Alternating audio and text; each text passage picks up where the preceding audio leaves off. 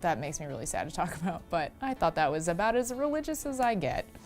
That we should all realize that nobody's perfect. I was definitely the victim of an exorcism. I really backed myself into a corner of shame. Sorry. Soulful Sunday.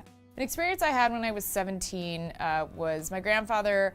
We knew he was gonna pass away, and I was never really close to him. My dad was like, I'm gonna go see your grandfather. You can write him a letter and I will like read it to him.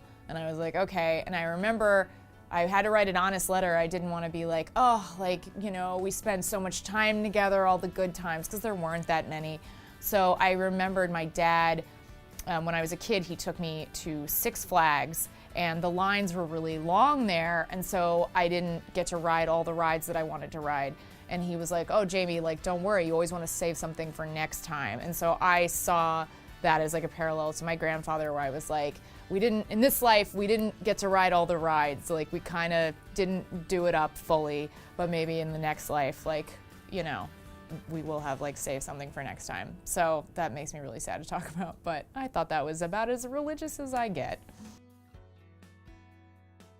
My boyfriend and I, we will get in arguments, and it doesn't really mean anything. Like, we have pretty quick rebound rates, but I remember one time we were in a horrible argument, like screaming, yelling at each other, and then there was sort of like a moment of silence, and then he was like, do you want me to make you breakfast? And I was like, that is like exactly what I want in life, is to have like a person that you can be like passionate and